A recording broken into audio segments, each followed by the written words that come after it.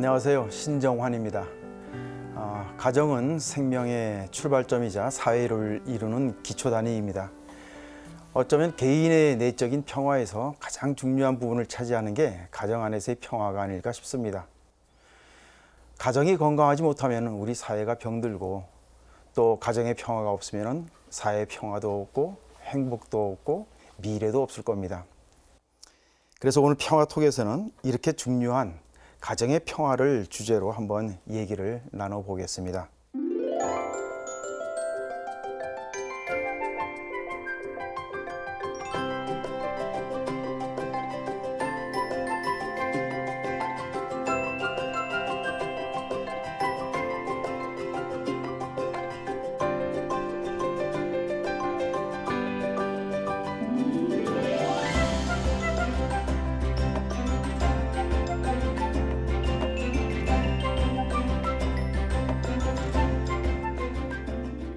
가정의 평화하면은 일단 가정을 이루는 핵심 단위인 부부 사이의 평화가 떠오릅니다. 분명 사랑을 해서 결혼했는데 살다 보면 내가 사랑했던 그 사람이 어디 갔는지 가끔 모를 때가 있습니다. 그래서 내가 이러려고 결혼했나 하는 자괴감도 가끔 느끼고 하는데, 글쎄 저 같은 경우도 뭐 부부싸움 많이 했습니다. 워낙 많은 이유가 있으니까요.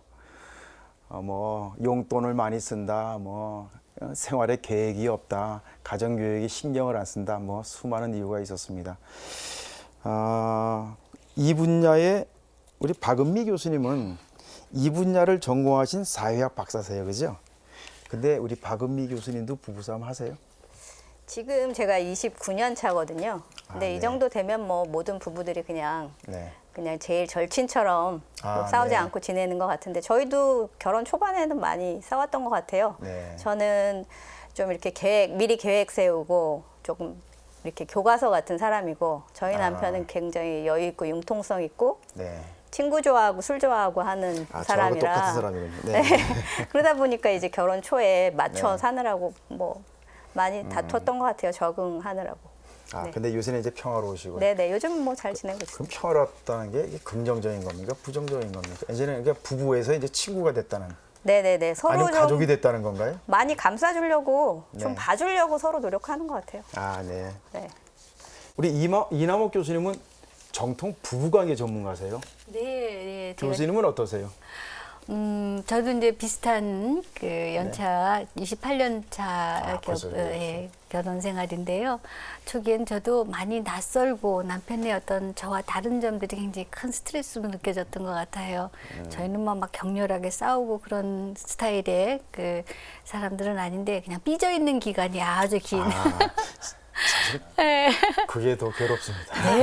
네. 그런데 정말 시간이 지나니까 이제는 그런 이렇게 서로 그냥 다름을 인정하고, 이제 아예 기대도 안 하고, 근데 이제 기대를 안 하면서도 동시에 그래도 이제 남편이 저랑 다른 점이 갖고 있는 또 다른 장점들을 생각하면 전에는 좀 참는 형태로 이제 그 피해가 따르면 이제는 그런 부분들이 좀 보이니까 그냥 편안한 마음으로 또 갈등을 잘 모면해 나가는 것 같아요. 네, 삶의 지혜가 이제 생기셨군요. 네.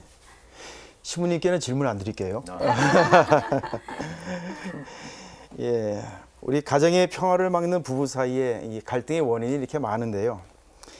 이 가정의 평화를 막는 가장 큰 원인이라고 할 수 있는 부부 갈등, 이것이 무엇 때문에 생길까요? 혹시 박은미 교수님 거기에 대해서 그 어떤 통계 같은 게 나와 있는 게 있습니까? 부부 갈등의 원인.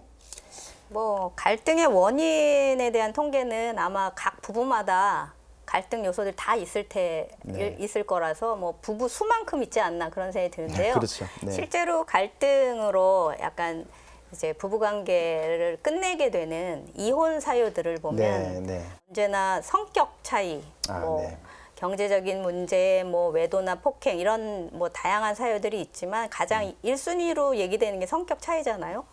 근데 성격 차이도 말이 좋아서 성격 차이지, 그 속을 들여다보면 아마 부부마다 굉장히 많은 차이들의 그런 서로 다른 점을 다른 게 아니라 우열로 보거나 나쁜 거 좋은 거로 보면서 아마 충돌하니까 그걸 이제 뭉뚱그려서 성격 차이라고 이야기하지 않나 싶어요. 그 젊은 부부들 요즘 많이 보면 또 알 수 있을 것 같은데 결혼 초반에는 왜 서로 다른 가족에게서 만나서 이제 결혼 생활을 하다 보니까 아마 결혼 초반에 적응하느라고 많이 이제 부딪히게 될 거고 특히 육아를 하게 되면 시간적으로나 뭐 하여튼 물리적으로나 굉장히 힘든 부분이 많이 생기기 때문에 굉장히 충돌을 많이 하게 되죠. 그래서 그런 점들이 생겼을 때, 다른 점들이 생겼을 때 우리가 소통하지 못하는 점이 네. 아마 가장 가정의 평화를 깨는 요소로 작용하지 않나 그런 생각이 듭니다. 어떤 것이 부부 갈등의 원인이 많이 되는 것 같습니다. 네, 아까 말씀하신 것처럼 정말 문제는 발단은 다름에서 시작이 되는 것 같아요. 네. 이제 서로 사랑해서 만났고 뭔가 이제 함께 살기 시작하는데 사실은 같이 살면서 거의 세상이 충돌되는 그런 경험을 해요. 왜냐하면 내가 생각한 정상과 비정상이 저쪽한테는 또 다른 기준이 있는 거예요. 네. 맞습니다. 이거는 이런 차례로 해야 되는데 저쪽에선 다르게 한다라든지 네. 박은미 교수님 같은 경우에는 계획적이면 어디를 가야 되면 탁탁 뭔가 시간도 정해져야 되고 길도 정해야 되는데 아무 생각 없다가 그냥 뭐 자동차 열쇠만 갖고 나온다라든지 네.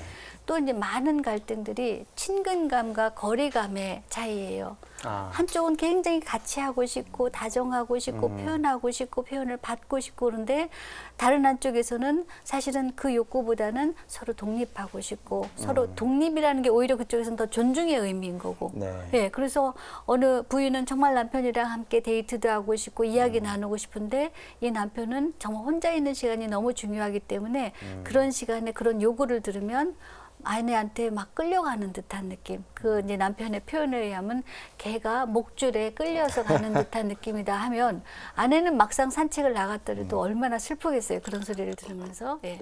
그리고 또 어떤 사람들은 가정 경제 돈을 관리할 때도 정말 체계적으로 이제 잘 벌어서 모아야 된다라는 생각을 하는 사람이 있는가 하면 배우자는 버는 것보다 더 중요한 게 잘 쓰는 거야.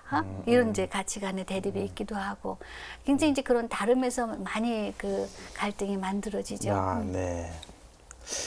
그러니까 우리가 남녀가 만나서 결혼을 할 때 상대방에게 매력을 느끼는 많은 경우는 자기와 다른 점이 그렇죠. 부각되기 때문에. 그렇죠. 저 같은 경우에는 저희 남편이 정말 좀 말이 조금 좀 어색하긴 하지만 남편이 너무 뻔뻔해 보여서 좋았어요. 네, 너무 당당하고 뻔뻔해 네. 보여서 좋았다. 네, 그게 막 매력 있고 자신감 있어 보이고 네. 근데 이제 결혼해서 살면서는 당신 왜 이렇게 뻔뻔해? 하면서 비난의 대상이 되는 거죠. 그러니까 저는 그 남편이 갖고 있는 특정의 결혼 전에는 장점만 봤던 거고 네. 그다음에 결혼 이후에는 단점만 보는데 그 단점으로 보게 된 계기는 뭐냐면 나랑 같지 않기 때문에. 참 슬프군요. 결혼 전에는 남자들끼리 우스갯말로 결혼 전에는 한 여자만 이뻐 보이다가 결혼 후에는 한 여자 빼놓고 다 이뻐 보인다는 그런 말을 하는 파렴치한 친구들도 가끔 있습니다. 어쨌든 간에 이게 다른 게 매력이 돼서 결혼을 했으면 그 다름을 계속 가꾸면서 결혼 생활을 하는 것이 이제 비결일 텐데 그게 참 힘들군요. 신부님은 우리가 지금 이게 대화 나누는 걸 이해하시겠습니까? 이해하고 공감도 되네요. 분쟁 또는 갈등은 어느 공동체나 있게 마련인데 문제는 그것을 어떻게 푸느냐, 어떻게 해결할 수 있는 능력을 갖추느냐, 그 극복의 방법이 더 문제인 것 같습니다. 그래서 시부님께 다시 한번 여쭤보고 싶은 게 그 서울대교구 가정사목부에 계실 때 그런 부부들을 위한 코이노니아라는 프로그램을 만드셨어요. 예, 그 박은미 교수님도 같이 하셨다고 제가 들었는데 그렇습니다. 가정사목부에서 약혼자 주말이라는 네. 봉사를 하고 있거든요. 그래서 지금도요? 네, 지금도. 그래서 신부님하고 같이 네. 참여하게 되었죠. 어떤 프로그램인지 간단하게 설명해 주실 수 있겠습니까? 그 3년 차에서 한 10년 차 어떻게 보면 우리가 신혼 초기라고 말할 수 있는 부부들이 교회 안에서 어떻게 보면은 참 중요한 위치이고 관심 받아야 될 위치인데 정작 본당 안에서도 또 어느 교구 안에서도 그분들을 위한 뭐 교육이나 아니면 그분들을 위한 관심의 것들이 없더라고요. 그리고 사회적인 통계나 제가 이런 걸 봤을 때도 물론 황혼 이혼이 되게 높긴 하지만 그거에 못지않게 또 높은 이혼율이 이제 이 신혼 초기 때 다 이루어지는 걸 보면서 정말 어떻게 보면 참 소외받고 어떻게 보면 참 그 관심이 필요한 이분들을 위해서 그 가정에 도움이 될 수 있는 걸 한번 해보자라는 취지로 아마 이렇게 시작하게 됐습니다. 그래서 네, 그러면 주관은 그 서울대교 가정사목국에서 하는 거고요.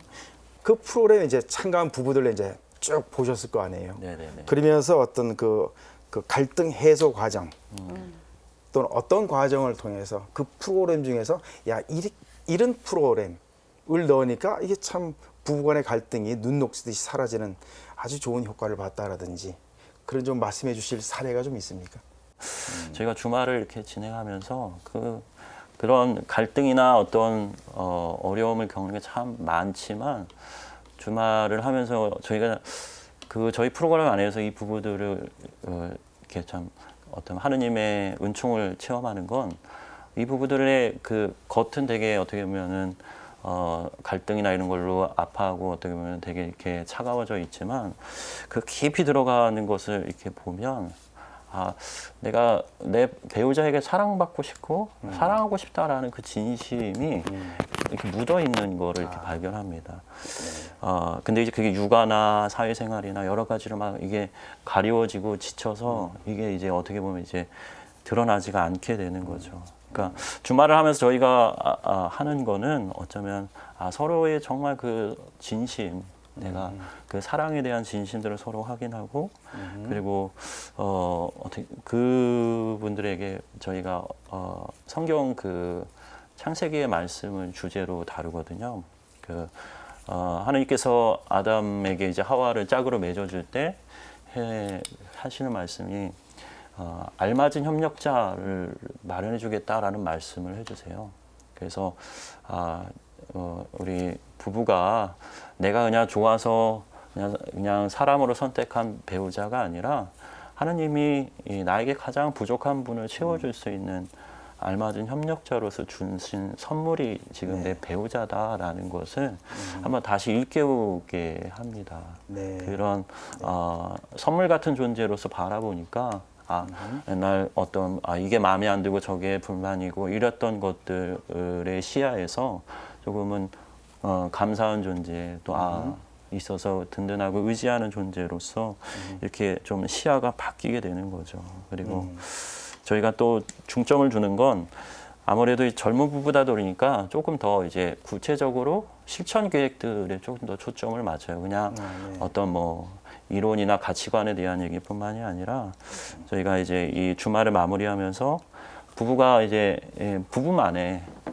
서로를 격려하고 서로를 사랑을 키울 수 있는 한 7가지 정도의 실천 계획들을 이렇게 세워보도록 이제 저희가 유도를 하는데 그게 되게 이제 든든한 것 같습니다. 부부들이 이 주말이 끝나도 다시 집에 가면 또 어떤 그 근본적인 갈등들이 해결된 건 아니니까. 그렇죠. 또 어떤 두려움이 생기고 또 예전 관계로 되돌아가면 어쩌나라는 그런 불안함이 있는데 그런 구체적인 실천 계획들을 이제 세우고 하니까 그걸 우리가 잘 합심해서 지켜나가면 좀 우리 관계가 회복되고 희망적으로 갈 수 있겠다라고 하는 그런 안심을 하고 가더라고요. 그래서 그런 방법들을 통해서 저희가 좀 부부들이 조금 한 단계씩 성숙해 갈 수 있도록 하고 있습니다. 그래서 저도 그 제자들 젊은 부부들 혹시 오게 되면은 글쎄 저는 그렇게 얘기합니다. 제 경우에서만인지 모르나 남자가 원래 좀 유치하고 어린 존재니 아내들한테 부인들한테 칭찬을 받아야지 기가 살더라. 칭찬 좀 많이 해줘라라고 제가 얘기를 정말 중요한 부분이에요. 그죠? 네. 사소한 칭찬이라도 그게 참 힘이 나는 그건데 그게 아니고 당연한 거는 그냥 의뢰하는 걸로 치고 잘해도 칭찬 못 받고 이게 쌓이다 보면 남편들이 아내에 대해서 굉장히 아주 속이 시릴 정도의 그 섭섭함을 쌓게 될 것 같고 다른 한편으로 또 아내들은 남편한테 관심을 많이 줘라. 하다못해 뭐 머리 헤어스타일이 하나 바뀌었어도 거기에 대해서 코멘트하고 이런 그 사소한 결국은 일상생활에서 사소한 것들이 쌓여서 나중에 큰 문제로 방파제처럼 이렇게 올라가는 것 같아요. 그래서 제가 우리 이남옥 교수님은 상담 과정을 또 많이 해보셨을 테니까 이 관계 회복하는, 물론 끝내 관계 회복에 실패하는 분들도 보셨겠지만 그래도 많은 경우는 관계 회복이 성공하지 않습니까? 네. 그 요체는 어디에 있다고 선생님 보세요? 그 프로세스는 비슷한 것 같아요. 일단은 자기 이해가 돼야 되는 거고, 그 다음에 이제 정말 자기 이해뿐만 아니라 내가 뭘 원했는지를 알아야 돼요. 아까 말씀하신 것처럼 남자들은 유치해서 아이 같아서 칭찬을 원한다는데, 정말 제가 한 부부 상담, 가족 상담을 한 30년간 하고 있는데, 여자들의 특징과 남자들의 특징이 좀 다르기는 해요. 남자들은 정말 인정 욕구가 강해요. 정말 인정받고 싶어요. 근데 그에 비해서 여자들은 조금 더 사랑에 대한 욕구, 아까 말씀하신 관심, 사랑, 좀 보살핌 이런 욕구가 강한데 그런 욕구들을 서로 채워주지 못하는 거죠. 그리고 그들은 내가 대접받지 못하는 거, 내가 저쪽에서 내 욕구를 채워주지 않는 부분에만 집중을 하고 있는 거예요. 이제 그런 이야기를 쭉 하면서, 그러니까 예를 들어서 어느 부부가 왔는데 그냥 아내가 꿈꾸듯이 난 멋진 집에서 살고 싶어. 나는 좋은 차도 갖고 차를 타고 우리 가족들이 다 소풍도 가고 싶어. 뭐 이런 얘기를 하면 이 남편이 들으면서 나보러 어떻게 더 이상 하라는 거야. 내가 이렇게 직장 생활 열심히 하는 데다가 이렇게까지 늦게 하는데 내가 그럼 투잡을 뛰라는 거야. 사실은 이 남자 그 이야기가 나오는 그 기저에는 뭐가 있냐면 내가 불충분하다라는 건가? 내가 이만큼 하는 만큼 하는데도 내 아내는 거기에 만족하지 못하고 내가 모자라다고 하는 것인가? 이런 이야기를 듣는 거죠. 예. 근데 사실은 아내는 그냥 그런 이야기를 꿈꾸듯이 나누고 싶은 거예요. 근데 남편은 인정받지 못하는 그 뭔가 상처, 컴플렉스가 있으면 자꾸 왜곡해서 듣게 되는 거. 그렇죠. 예. 그러나 이제 결정적으로 이 문제에서 벗어나기 위해서는 아내가 평상시에 많이 칭찬을 해주면 당신은 최고야, 정말 애쓰지, 우리가 이만큼 사는 것도 너무 행복해, 이런 것들이 차곡차곡 평상시에 쌓여 있으면 그 다음에 뭐 꿈을 꾸든 뭘 하든 그래 그럴까 하는 어떤 마음의 여유가 생기는 거죠. 네. 근데 또 아내도 마찬가지예요. 남편도 봐줘야 되는 부분이, 그런 이야기를 할 때는 그저 이렇게 한번 해결이 중요한 게 아니라 한번 들어주는 것, 뭐 그런 꿈꾸는 것, 또 당신이 뭔가 내게서 뭔가 동조나 어떤 이런 것들을 바라는 거에 대해서 좀 이해를 해주면 아내는 이제 그러고 나서 그 이야기 자체로도 행복을 느끼고 끝날 수 있는 거거든요. 네. 이런 부분들이 제가 이제 그 사례를 겪으면서 많이 본 부분이고, 부부 상담에서는 그런 이야기를 조금 더 차분하게 나눌 수가 있는 거죠. 아까 신부님이 말씀하신 말씀 중에 기억에 남는 게, 이거는 우리 둘의 우연한 만남이 아니라 하느님이 정해준 짝이라는 것. 저는 신앙을 떠나서도 제가 심리학적 관점에서 보더라도 부부의 만남은 정말 우연 이상의 만남이에요. 네. 의식, 무의식적인 모든 것들이 다 총동원이 돼서 내게 가장 적절한 짝을 찾아내거든요. 네. 그런데 이제 관리가 안 들어가면 나중에 거기에 대한 평이 다른 거죠.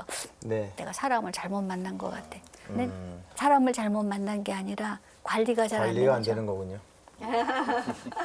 관리를 잘해야 되는. 그럼요. 정말 지당하신 말씀입니다. 글쎄요, 근본으로 돌아가서 가정이란 게 뭘지 한번 생각을 해보는데, 가정이란 뭘까요?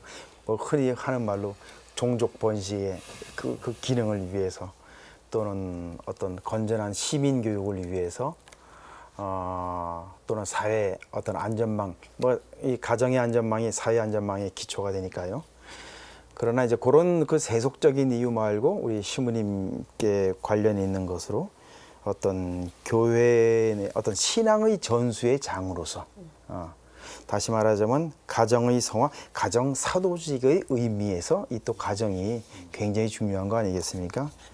그래서 이 교회에서도 특히 요새 들어서 더욱 그렇죠, 시부님? 가정 사도직을 점점 강조하는 지금 네네. 그런 추세에 있죠. 그렇죠. 네, 그래서 올해 이제 2019년 지금 저희 서울대교구도 그런 사목의 지침이 이제 가정의 공동체로 네. 잡혀 있죠. 우리가 가정이라는 게 물론 뭐 내가 태어나고 양육되고 이런 것도 중요하지만 어쩌면 그 사랑이라고 하는 것의 그 참사랑, 참된 사랑을 내가 경험하고 맛보고 또 그거를 내가 또 성인이 되어서 펼쳐나갈 수 있는 것들을 체득하고 또 습득할 수 있는 어쩌면 가장 안전하고 또 가장 또 순수한 장소가 가정인 것 같아요. 그래서 그런 가정에 우리가 그 돌봄에 대한 부분들은 교회에도 정말 노력하고 또 애쓰지만 근데 이제 우리가 가정성화, 뭐 가정사목 이렇게 하면 이제 사목자가 들어가니까 이건 뭐 신부님들이 의례에 이렇게 잘 알아서 하실 일 이렇게 생각하기 쉽죠. 근데 뭐 우리가 본당 사목은 뭐 그렇다 칠 수 있지만 가정 사목은 이게 사제에게만 맡겨졌다라기보다도 좀 사제와 수도자와 또 우리 평신도 가정이 이게 함께 협력해서 이게 협동해야 되는 일이지 사제만의 노력만으로도 교회의 어떤 그 성직자들의 노력만으로는 좀 한계가 있는 것 같습니다. 우리 프란시스 교황님이 이제 사랑의 기쁨을 이제 문헌으로 내셨는데 이제 제가 이제 그거를 다 읽으면서 사실 제 마음에 와닿던 거는 이 동반이라는 단어가 너무 마음에 와닿더라고요. 동반. 그러니까 우리도 친한 누군가가 아프거나 뭐 힘겨워하면 가서 정말 위로의 말을 건네고 뭐 이렇게 토닥인다든지 아니면 뭐 기도를 같이 해준다든지 해서 우리가 그렇게 큰 위안을 주고 큰 힘을 주는 것처럼 우리가 가정 사목을 한다라는 건 뭔가를 해결해 주거나 뭔가를 뭐 명확하게 뭘 이렇게 풀어주는 것이 아니라 어쩌면 그냥 함께 해줌에 또 동반해 줌으로써의 그냥 그 가정에 함께하는 또 교회에 함께하는 하느님을 그분들이 어려운 가정이든 아니면 힘겨운 가정이든 함께 느끼고 또 함께 같이 성장해 갈 수 있도록 이렇게 손 내미는 거 그게 아마 그거는 우리 평신도도 다 같이 해주셔야 하는 것인 것 같습니다. 동반이 중요하군요. 저는 이제 가족 심리학을 전공했거든요. 근데 심리학이 전공이었다가 심리학이 사람의 마음을 이해하는 학문이잖아요. 네. 근데 그땐 잘 이해가 안 되더라고요. 인간이. 그냥 뭐 시험 보기 위한 공부를 했는데 나중에 가족 심리학을 하면서 한 인간을 이해할 때 가족과 연관해서 이해하니까 너무나 잘 되는 거예요. 한 인간이 태어나서 성숙하고 자라는 모든 것을 결정하는 곳이 가정이에요. 사실은 아주 기초적으로는 0세에서 2세까지 애착 관계가 한 인간의 심성, 정말 심리를 완전히 결정을 하고요. 그다음에 조금씩 더 성장하면서 더 마찬가지로 이제 더 고정화되는데 그런 모습으로 평생을 살아가게 돼요. 그러니까 이 가정이 사람을 만드는 곳이기 때문에 물론 육체적으로 생물학적으로도 만들지만 그 마음을 만들고 능력을 만드는 곳이기 때문에 여기에 우리가 조금 더 관심을 가지고 가정 안에서 조금 더 풍요롭게 마음도 건강하게 키워놓으면 세상이 훨씬 더 밝아지는 거고 훨씬 더 건강해지는 거죠. 가정이 건강해야 사회가 건강하고 가정이 평화로워야 사회 평화롭다. 이건 뭐 정말 만고불변의 진리인 것 같습니다. 어쨌든 이렇게 중요한 가정에서 자녀 교육을 어떻게 시켜야 되는지 굉장히 큰 주제지만은 글쎄 오늘의 주제와 관련해서 한번 말씀. 교수님 얘기에 이어가면 될 것 같아요. 네, 그러시죠. 혼인을 두 사람이 하는 게 아니라 혼인은 6명이 하는 거다 이렇게 얘기하잖아요. 양가의 부모님까지 해서 그 얘기는 부모님한테서 받은 그 여러 가지 물리적인 뭐 정신적인 여러 가지 내용들을 자녀가 이어받고 그 두 사람이 만나는 거니까 결국 6명이 하는 거고 또 이제 그 다음에 자녀 출산을 하게 되는 거죠. 그런 면에서 어떤 가치관을 가지고 양육을 하는가는 정말 중요한 것 같아요. 저랑 같이 상담 공부한 분이 소아과 의사 선생님이 계신데요. 병원에 자주 오는 아이가 있잖아요. 보면 이 아이 병원 이제 오는 걸 체크할 수 있으니까요. 자주 오는 아이인 경우 그 부모, 보육자에게 요즘 부부관계가 안 좋으세요? 이렇게 물으면 엄마가 울음을 터뜨린대요. 그러니까 부모님이 편안하지 않으면 아이들이 몸도 아프고 마음도 아프게 되는 거죠. 그러니까 네. 그런 것처럼 자녀 교육이 얼마나 중요한가, 그런 의미에서 부부가 사이좋게 지내는 게 얼마나 중요한지가 모든 사람에게 영향을 주는 것 같고요.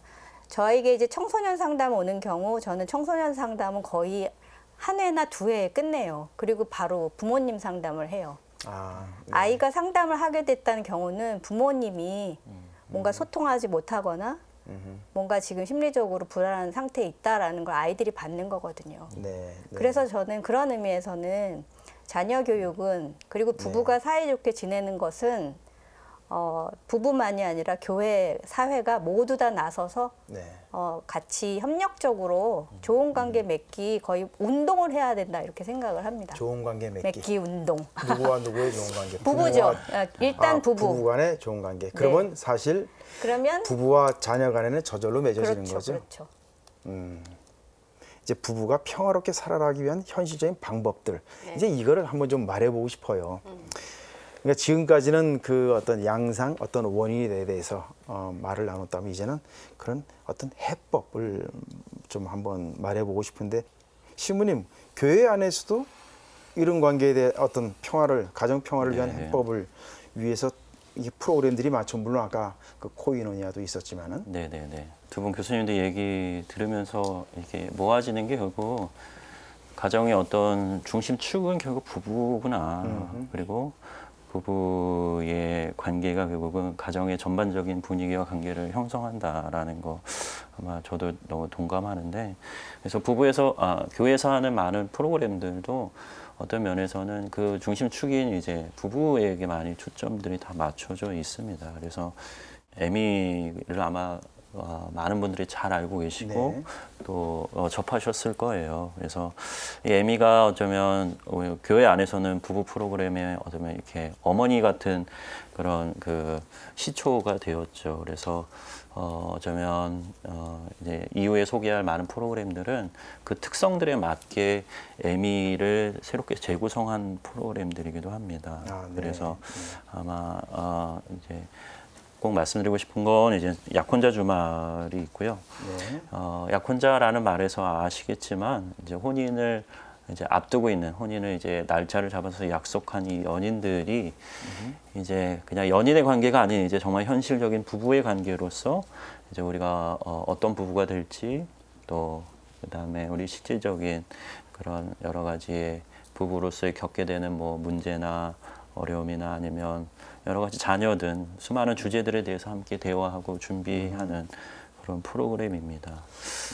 이 프로그램이 참 하면서도 그 인상 깊은 거는 이때가 가장 이제 애정이 서로 충만할 때니까 마음이 막 이렇게 120% 열려 있어요. 그래서 막 그 내 사랑하는 배우자를 위해서 내가 막 기꺼이 변화하고 막 어떻게든 맞추려고 하는 이 마음이 막 크다 보니까 이 시기에 이게 어떻게 보면 서로의 그 두 사람의 그 눈높이의 초점들, 부부로서의 초점들을 잘 맞춰 놓으면 아마 부부로서 우리가 힘들다고 말하는 그 신혼 초기를 되게 원만하게 잘 보낼 수 있지 않을까. 네. 오늘 이제 마지막 네. 우리 마무리하는 멘트로 네. 네. 또 하나의 팁 하나만. 두 사람이 관계를 맺는다라는 건 관계 안에서 두 사람이 공동으로 갖고 있는 통장이 있다라고 생각하시면 돼요. 통장이 부자가 되려면 입금을 많이 시켜야 되겠죠. 네. 네. 그다음에 이제 출금을 하면 가난해지는 거죠. 네. 부부 갈등 있는 사람들은 출금하는 행동들을 많이 해요. 미소 짓지 않고 헐뜯고 비난하고 무시하고 약속 안 지키고, 이건 자꾸 갖다 쓰는 거고, 그다음에 얼굴을 보고 수긍해주고 예쁘다 그러고 고맙다 그러고 이런 것들은 자꾸 입금을 시키는 거죠. 입금이 많아야 돼요. 아주 간단하게 얘기하면. 네. 부부간의 실천 너무 어렵게 생각하지 말고, 오늘은 내가 오늘 하루 종일 얼마나 입금했나 저녁에라도 한번 생각해 보세요. 입금하는 건 뭐냐면 정말 아까 말씀드린 것처럼 얼굴 마주치는 것, 관심 가져주는 것, 칭찬해 주는 것, 이런 것들이거든요. 부부 사이에 이런 것들이 많아지면 어느 순간 부자가 돼 있을 거예요. 마음의 굉장히 부자가. 중요한 팁을 주셨어요. 네. 예, 여러분 잘 들으셨습니까? 여러분, 가정이 평화로워야지 나라가 평화롭고 우리 모두가 행복하고 그다음에 또 우리의 미래가 있습니다. 다음 시간에도 새로운 주제로 평화에 대한 나눔을 이어가겠습니다. 감사합니다. 오늘 감사합니다. 고맙습니다. 네. 네.